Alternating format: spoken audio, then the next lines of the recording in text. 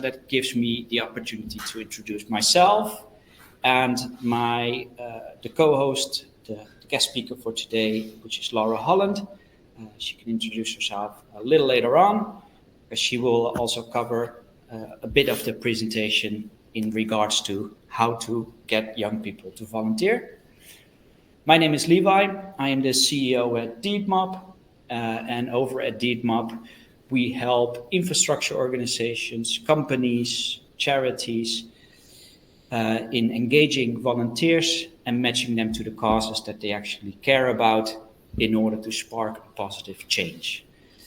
That's what we do. Today, we're going to dive into the topic of youth volunteering. And I think it has been on the agenda for a couple of years now.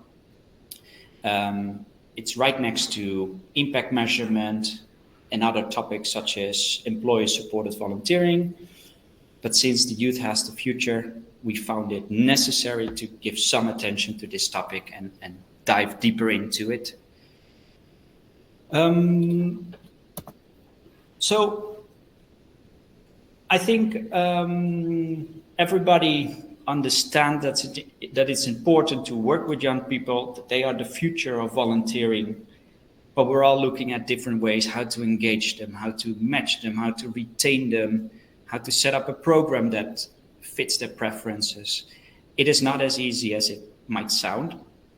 And I asked ChatGPT to finish the joke for me because I was out of inspiration. And he said, it's like trying to herd cats. They all have their own ideas of where they want to be. And that is entirely true. More on that later.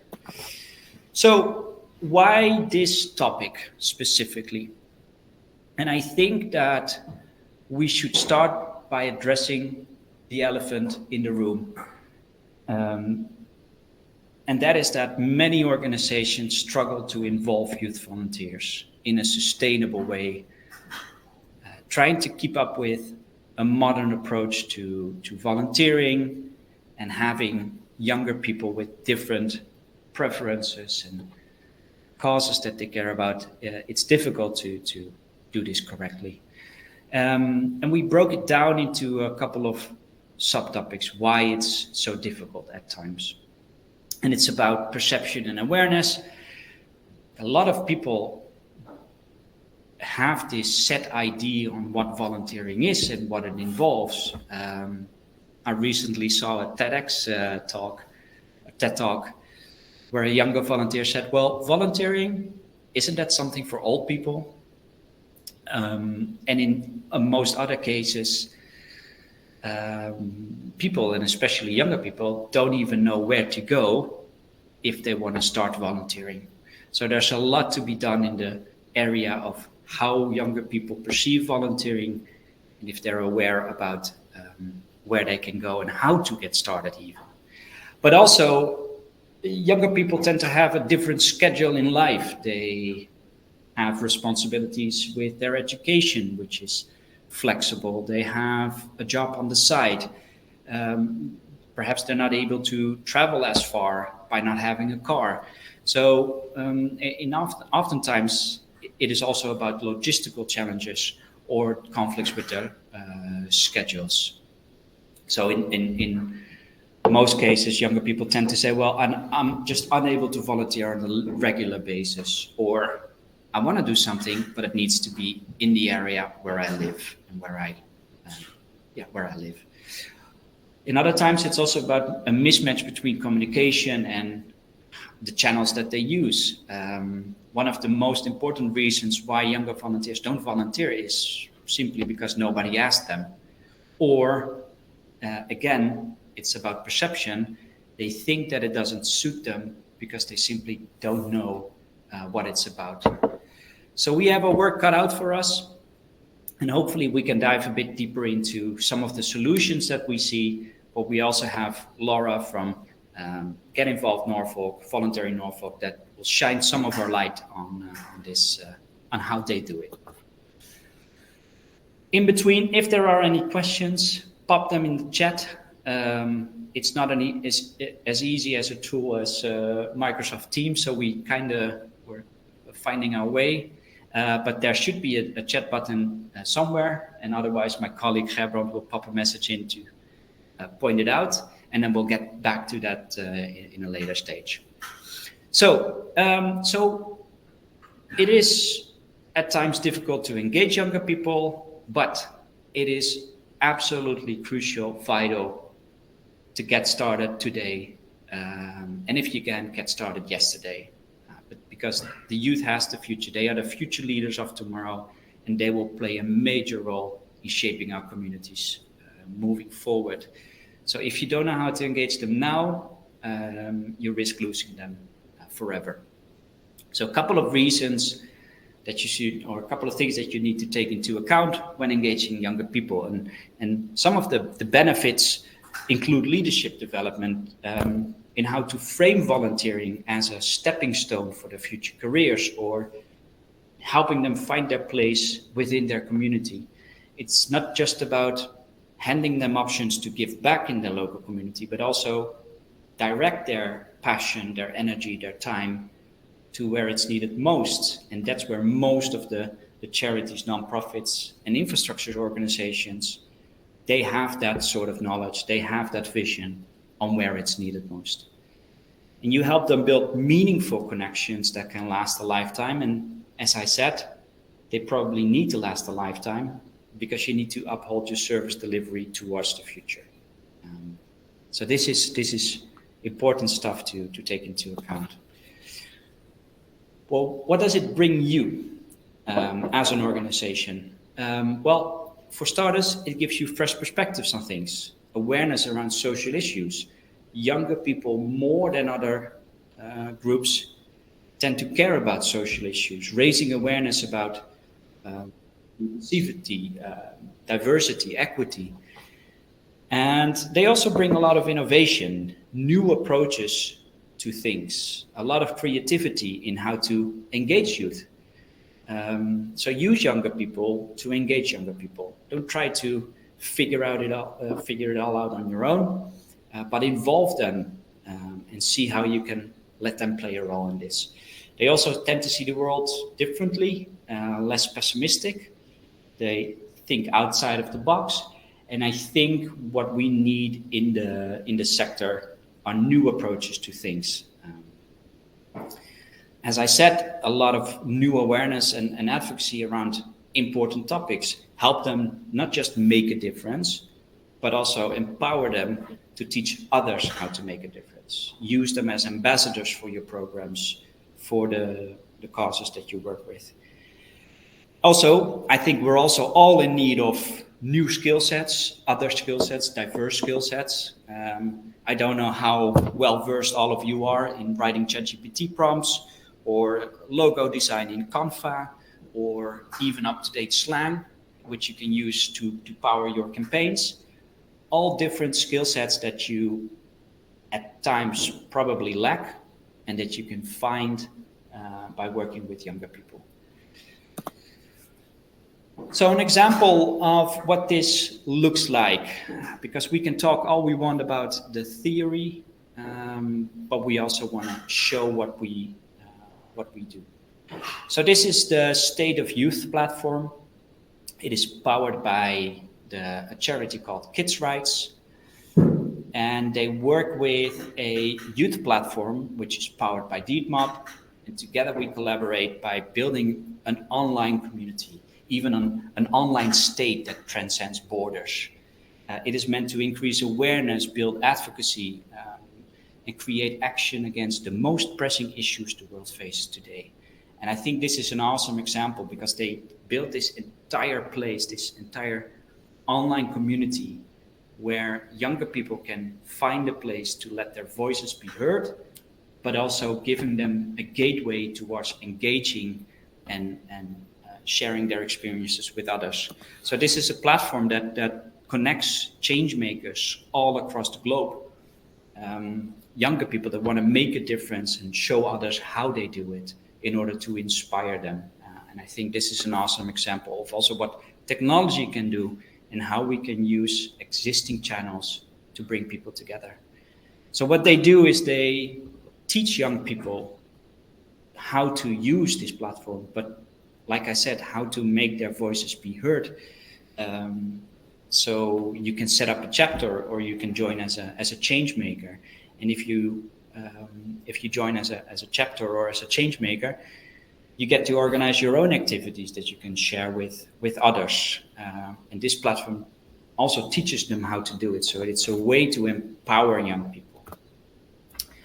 This is, for example, a quick guide in order to set them up, because more than ever, they want to be guided, they want to be helped and supported.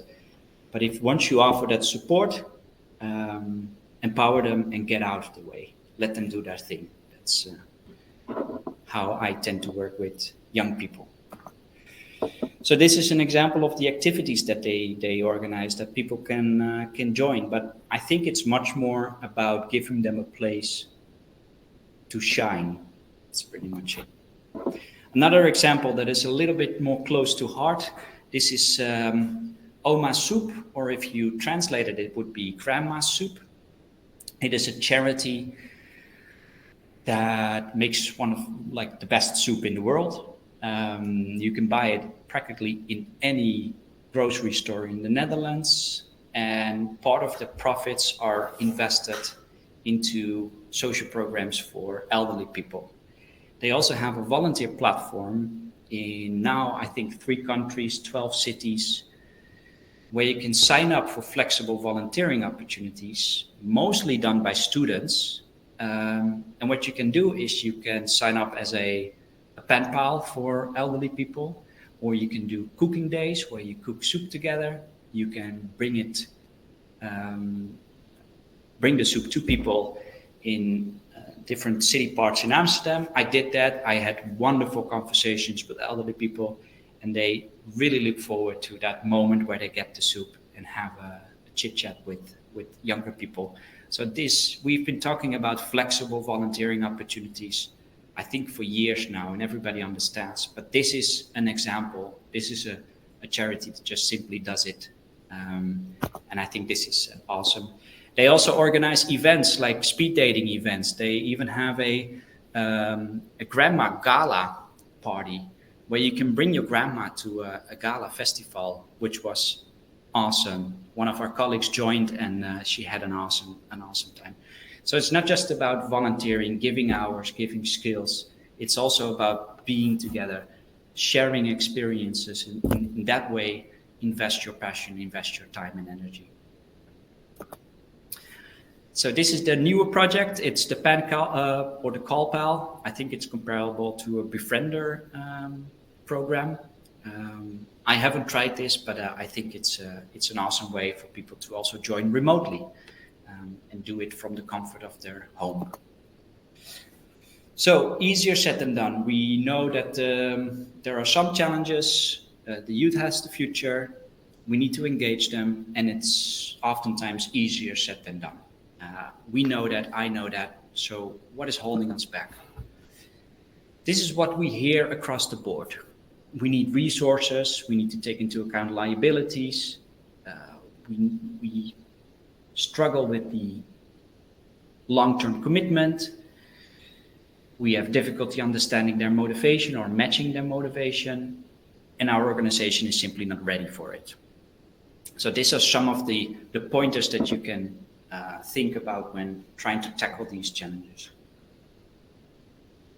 We've seen examples where they set up specific peer-led training programs together with young people using online training modules, so you don't have to repeat your training all over again. Just create something sustainable and offer that in an accessible way. Another way to deal with, for example, liabilities is to partner with established youth programs, oftentimes found within universities or schools or with other charities. See if you can collaborate and learn and grow together. Create a risk management plan or simply copy it. That's also a way to do it. The other thing is be consistent in what you offer. And I think with the whole movement around flexible volunteering, there's this idea that it's one-off. It's it's too flexible in order to build something consistent, but at the same time, look at ways how you can break up certain volunteer roles and see if you can offer them to a flexible pool of volunteers. And by that, gaining commitment from people that are looking to commit themselves flexibly, but then also span that across a longer period of time. Especially important for them is also the bit of recognition that they understand what they add or what the value is that they add, and that you empower them in order to let their voice be heard. And I think one of the projects that we run in the Netherlands, it's with a local school, and it helps people organize events for people that don't have the means to go to events. And this was a way for that young girl to let her skills do the talking, set up an event, reach newer people that she never thought about reaching. And from that, they build what is it called? Like a blueprint for how to do these things, so other people can also use this. I get a WhatsApp video in between. So then motivational factors.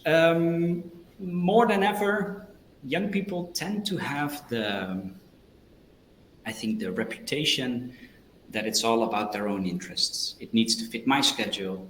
I want to do something that is not too much work, and I need to become a better person by doing it. And I think in most cases, it's about finding the right balance between the opportunity that you offer, the difference that they can make, and how it enriches their lives. And I think there's a conversation to be had with younger people. And I think it's a conversation to be had in the sector, in the broader sector, because we need to better align volunteer preferences to the roles that we offer. One way that helps is by highlighting certain impact stories, and then stories that don't suck. In all honesty,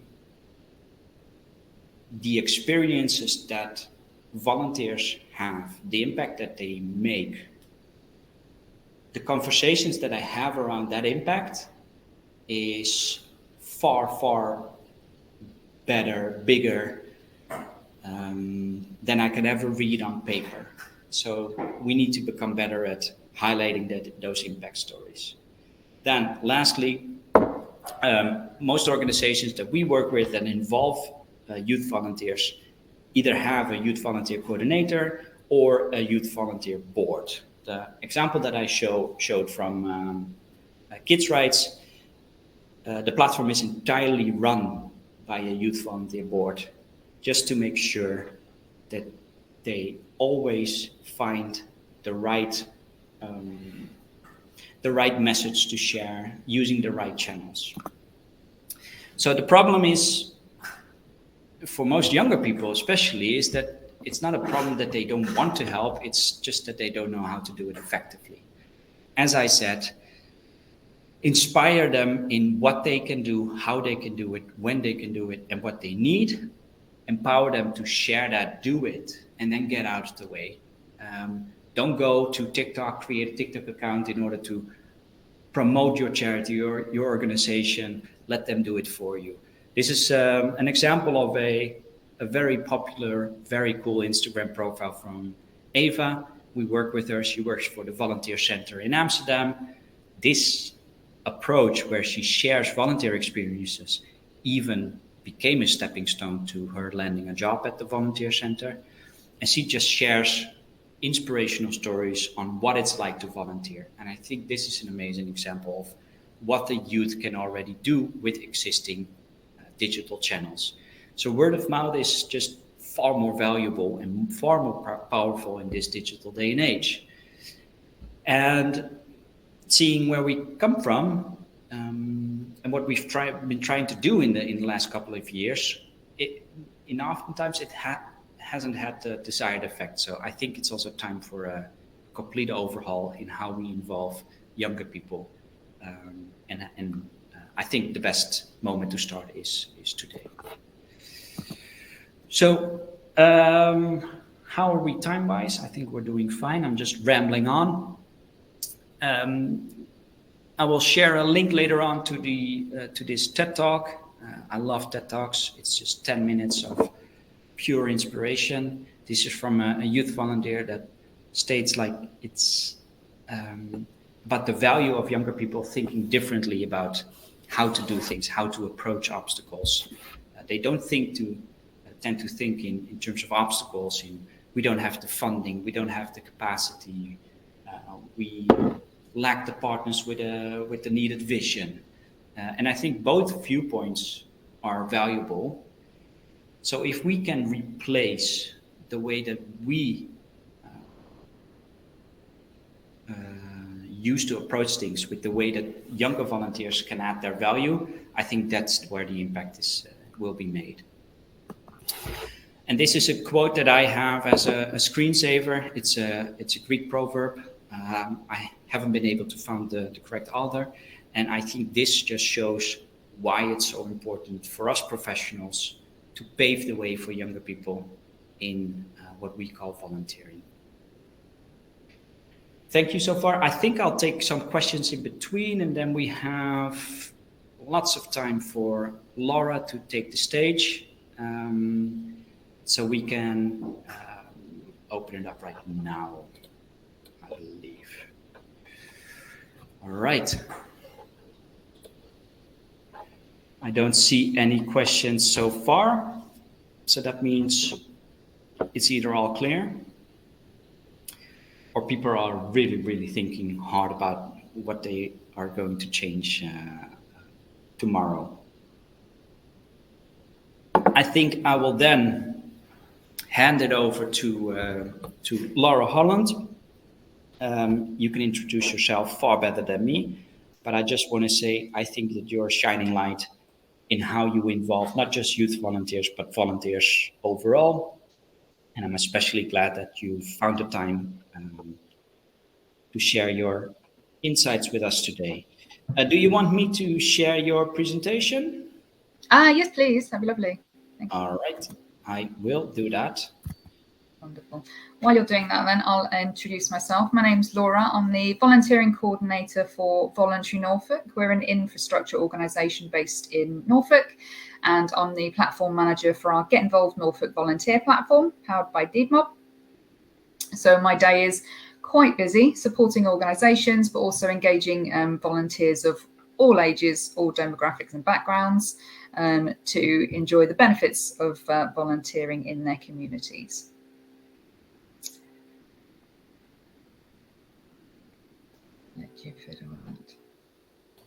Yeah, all good. I'm almost there.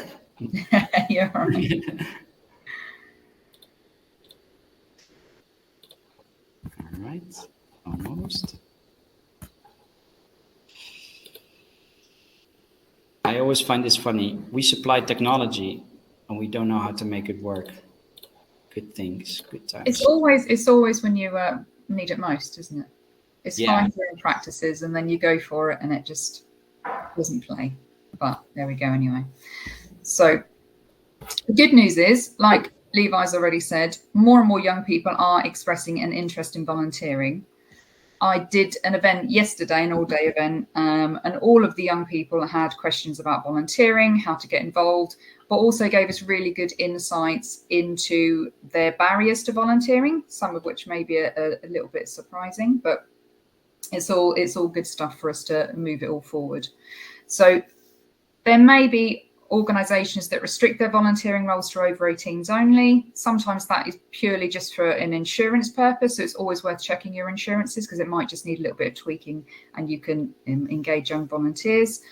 But a lot of the time it's because the skill or experience that young people have are not yet developed for that particular volunteering role. But there are many roles or tasks that young people would be able to contribute to if they were appropriately trained, supported and supervised. So it's worth thinking about how you support your young volunteers. So the next slide is the benefits. That's to organisations and to young people. We've covered a lot of these already, so they won't be any surprise to you. A lot of them are sort of self-explanatory. It also doesn't stop there. There isn't just benefits to organisations and young people. It benefits the whole community.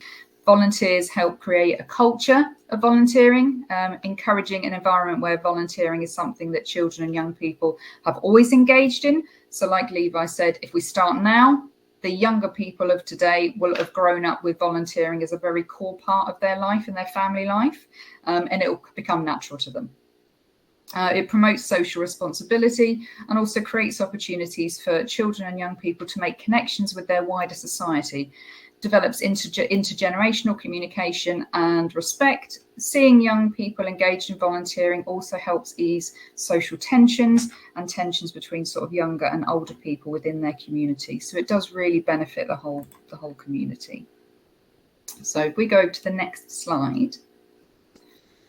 Before we start engaging young volunteers, it's important to look at, are we ready for them? So it may sound like there's a lot involved, but a lot of these practices you already have in place, but it might be a good time to go over your policies, refresh where necessary so that you can involve volunteers. In regards to doing policy changes, it's always good to involve your current volunteers. If you've got young volunteers already, then it's a great opportunity to get them involved in the process, get their insight.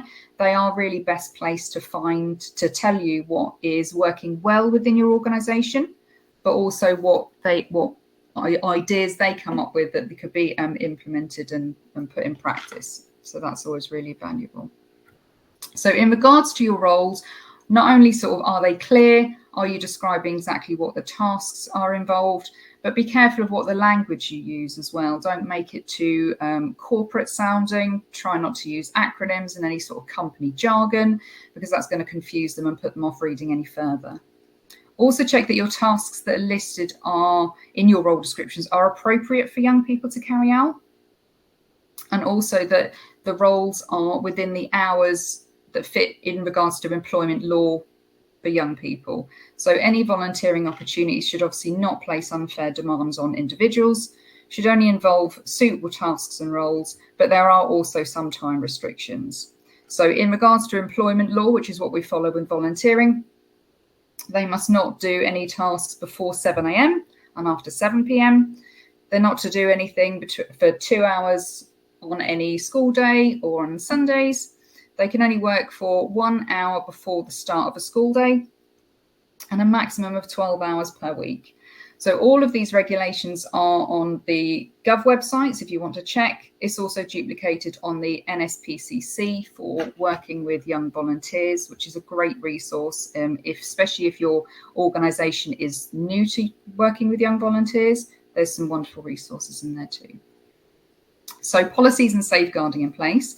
It's important to have a robust volunteer policy and also have safeguarding. So your organisation should have written child protection policies and procedures, clearly setting out your commitment to protecting children and young people from harm and explaining how staff, volunteers and service users can raise a concern if they're worried about a young person. So your local safeguarding partnership will have further information if you want further support.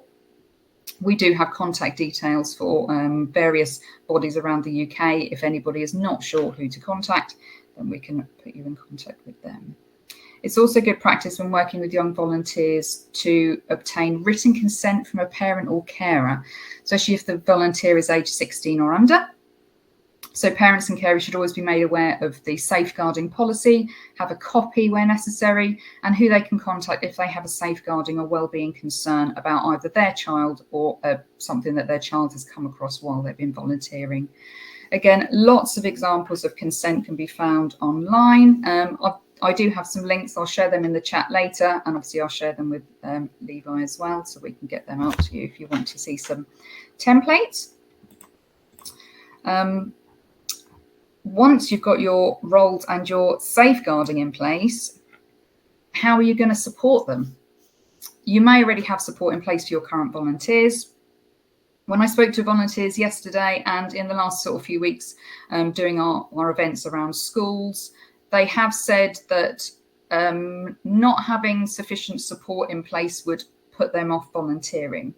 So it's really important to really sort of go into depth into how you're going to support your young volunteers, what you're going to put in place, whether it be like a buddying system, maybe mentoring when they're first starting, regular check-ins are always important for any volunteer, whatever age. But just be mindful that the experience and interactions that these young people are going to experience with your organisation, it might be the first time they've ever come across that. So it could be quite a daunting experience, and just having that real sort of support in place for them could be that make or break, or whether they stay into your organisation. Also with young people, they've mentioned to us that their circumstances change quite quickly. So it's important to be adaptable and flexible where possible. Okay. Do you want to go to the next one? Okay, so the young people that I've spoken to recently, they've given a few reasons why they would volunteer, they don't volunteer, and what they also look for in a role. All of them have said that one of their main barriers to volunteering is limited time, and they feel that they're apprehensive about sort of committing to anything long term because they're aware that their circumstances change quite rapidly. So they've all said that the support, like we mentioned earlier, that would be a deal breaker. I think one young person said to me that a lack of support in an organisation is weak. I don't know if that's a new slang thing that I haven't picked up on yet, or well, but that's how they described it. They also mentioned about flexibility in roles. There was mention about online roles as well. One thing to consider if you are looking to have online roles for young people is, again, how you're going to support them and to get buy-in and support from their parent or guardian, especially with online safeguarding concerns as well.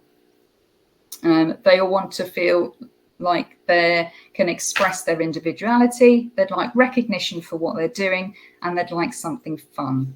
So that can start as early as your role descriptions, is just adding a little bit of fun into what you're offering young people. So we've got examples on our platform of, we've got a stock room assistant role, which I put to some young people yesterday, and we've also got a stock room rummager, and they all went for the rummager one because that sounded more interesting. So it's a very simple change in your title of your role, but that would get 100% more engagement from young people than the one that just says stockroom assistant. So really look at your role descriptions, and it doesn't have to be just for a young person. It can be for anybody. Engage all volunteers by just sort of playing around with a bit of language. It can really make a difference. I think we had one recently as well that was called Treasure Hunter, which was sorting out donations to be sold on eBay. But instead of putting eBay assistant or eBay in their title, they put Treasure Hunter. So be creative, add images and videos to your roles if your platform allows it. That really does stop the young people scrolling. We tested it at a couple of events, and we had videos in some of the roles, and they did stop and watch them. So that's a really good way of engaging young people. But also if your videos can include young people. So like Levi said, is they're more engaged to see from another young person what's happening and what's involved in their volunteering, rather than someone who's maybe 20, 30, 40 years older. It does make a difference. Do you want to flick over to the next one? So now you're ready. You've looked at your support. You've looked at your role descriptions. Your policies are all in place. Now what? So again, most people we spoke to said that they find out about their volunteering opportunities via word of mouth or online, mostly through social media. So like Levi said, word of mouth is very powerful. But also, if you're going to use word of mouth and you're going to use social media, involve young people in the production of that content. They know what they like. The other young people are going to like similar things, and it's just going to be a much more engaging process. It also can be a new role if you're considering engaging young people, that you could have a content creator role, and a young person would be really interested in supporting your organisation with that. So that's another thing to consider.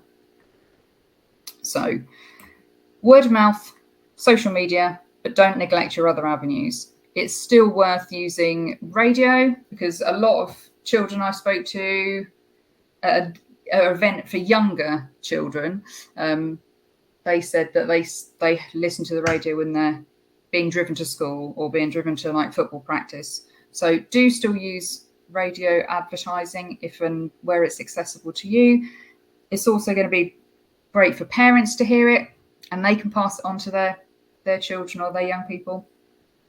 So that is really really good one to explore. Whatever platform you use, whether it's Deedmob powered, and hopefully it is, but if it's not, then share all of the roles to social media, but also create some engaging content with it. That'll stop people scrolling and get people looking at your content. And even if they see something that they like, but they don't want to commit themselves, they may well tell one of their friends, these guys have got a great video, watch this, and they're going to show them. So it's definitely worth trying. Share it regularly to social media. Include news stories and links on how to apply for your roles, but try to include a volunteer story. If you've got a volunteer story from a young volunteer already, then that's ideal. That's going to work really well. But it's a lot more effective than just adding a role. We're recruiting for this, we're recruiting for that. If you're sharing a story, oh, by the way, we've done this great event today, young people were involved, and if you are interested, you can apply here. That's going to be more effective than just sort of sharing random content all the time. Also, I think Levi mentioned it earlier, is not use your networks, but involve young people. If you're not in an environment work-wise where you're exposed to sort of young people a lot, then it could be that you've got cousins, nieces, nephews that you can ask to get involved, and even just asking their opinion. Give them a role description. Does this seem exciting to you? Would you apply for it? Would you tell your friends about it? They're a great source of information and inspiration. So do sort of ask some questions. I do it at every event I go to. If I'm doing a presentation to young people, I also then speak to them afterwards and ask them what motivates them, what are they interested in, what they like to see. We've had young people feedback on our Get Involved Norfolk platform and tell us what content they'd like to see on it. It's great to get young people involved, and try and get into the habit of doing it regularly. It's really exciting and inspiring to speak to them as well. So don't miss out on the opportunity if you can. Keep it varied and fun, and share the benefits, especially when you're doing content for things like TikTok or Instagram or wherever you're doing your social media. It's just someone talking to camera in a very sort of, this is what I do, this is not going to get them engaged.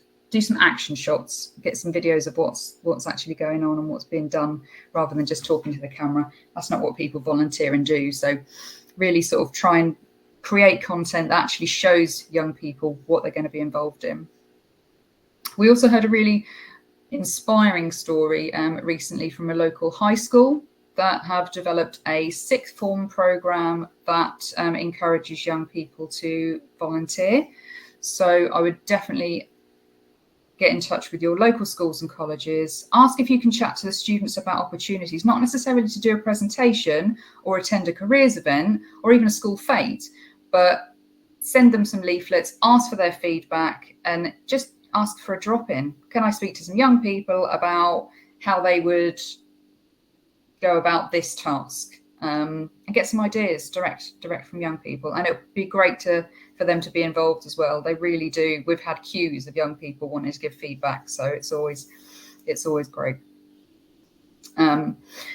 So yeah, local schools and colleges are a great source of not just information and inspiration, but going straight to the young people themselves. Community centres, youth clubs, schools, youth advisory boards. Normally the local councils have a list of the youth advisory boards and their contact details, so you can go directly to them. There's also on the Duke of Edinburgh Awards, there is a opportunities page. So if you can get your opportunities on there, you're going to be going directly to the young people as well. So again, like the schools I mentioned, the year 12 students at this particular school are expected to give 1 hour a week to a worthy cause or endeavour. The school provides some placements which the students apply for through an interview process, but they are also allowed to source their own opportunities. They've had really, really good feedback from not just students, but employers. When students go to apply for university or college places, especially in things like healthcare assistants, I think there was a trainee midwife as well, and nursing, because they'd done their volunteering in a residential home, and one of the young people had also done some community hospital volunteering. So that really did help sort of bolster their application for further education, which is good to see. Let's go to the next one. So the main key points that I've discussed with organisations and with young people that could be like the make or break is, one, make sure you're ready for them, create a welcoming, inclusive environment, make sure there's robust policies in place, but also support for the young people. And whatever that means to them, don't just have, oh, we're going to do this, this and this. Speak to the young people individually. What support would they like, and put sort of it on like a case by case basis. So it's treating them as an individual, not just like another sort of number. In regards to recruitment and advertising, go to them. Don't just wait for them to put it online and wait for them to come to you. Be proactive. Go to the schools, go to the youth clubs, go to a fete. Speak to young people when you're out and about at work. It's worthwhile, and you'll get some great ideas. Be flexible with your roles. It might be that young people can only do certain parts of certain roles. So just be mindful that could be a thing, but also adapt current roles. It doesn't mean you have to rewrite everything. It might just mean that current roles need a little bit of tweaking. Also, with your current volunteers, and as a sort of an advertisement to potential volunteers, is invite them to other activities and training that your organisation does. So it might be that they're a content creator for you, but if you're doing an event, or if you're doing something that's slightly different, offer that as an opportunity to them. Would you like to be involved in this? Would you like to give your feedback on it? Would you like to be included in some training that we're offering? It shows that you value that individual, and it also gives them experience in other areas that they may excel in. Focus on the person and not their age. I think that's a really important one. A lot of young people said that they feel a little bit sort of daunting when they go into places, that they feel that they're lacking in experience. And that does make them feel a little bit sort of uncomfortable. Be willing to change. Current policies, procedures, support you've already got, roles, things might need tweaking to involve young people. And be creative and have fun. I think that's really important. All the young people we've spoken to have said that they'll stop reading if the role description is boring, if it's too lengthy, and if it's just got a list of tasks. So do be creative with your role descriptions. Like I said, add images, videos if you can, add the odd emoji. Just make it look a little bit more fun and visually inviting. And have fun. Show your volunteers having fun in your content, and show your volunteers in your role descriptions what they can get involved with, what motivates them, and use that in your advertising. I think that's really important. I think that's it from me. I think I've covered everything. Thank you. Awesome, Laura. A lot of very, very helpful insights, and also almost like a peek behind the scenes in how you can set this up and how you can get going. If you don't mind, a question from my end, especially the bit about risk and liability. It seems a bit much. It's like all those necessary steps that you need to take to have everything in order before you can actually start engaging young people. You mentioned some of the resources being available. Do you think that because of the amount of work that needs to go into that, is that a big threshold towards engaging younger volunteers for most organizations? Yeah, it is. It has been mentioned as a barrier. I think some organizations think that they have to have very specific principles and policies in place, whereas a lot of the time it's just an adaptation of what's currently on offer. It might just be a phone call to your insurance company saying, we're going to work with some under 18s. What do you need from us? They might need a copy of your safeguarding policy, and the staff that have been trained adequately, they might need a copy of your risk assessments. Sometimes they don't require anything. It's just sort of like going through that like checklist of have we got all these in place? And once you've got it, you've got it. Yes, it needs refreshing annually. It's always important to refresh your policies anyway. But once you've got it, and once you've perfected it, and you're engaging your current volunteers in refreshing those policies and keeping them up to date, it's not as much work as it sounds, and the benefits outweigh the work involved. Yeah, and I love the pragmatic approach to involving younger volunteers, especially the ones that you already know and that you're already working with, because I think it's so important to have younger people verify the ideas and approaches that you have, and we do that just too little. Just ask them.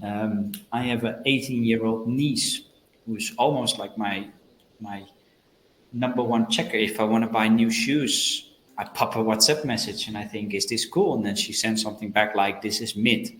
And I'm like, all right, let me Google that just to make sure what that means.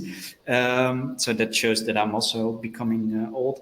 But I think it's so important because they have a voice, they want to be heard, and it's almost too easy to ask for feedback and involve them instead of assuming what they want and then not hitting target. And especially also in having them play a role. Younger people attract younger people.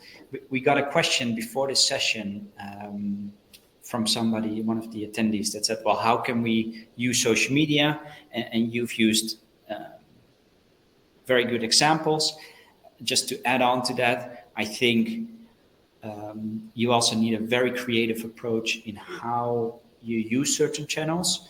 And you can also take that to the next step. So not just sharing volunteer stories or experiences with action shots, but try to see if you can have them take over the entire account for a day, just to show everything from what it's like to prep yourself for a volunteer day and how it feels afterwards. Just do an Instagram takeover and share those things in a story or in reels. You can use the same, give people access to your TikTok account and then have them shoot behind the scenes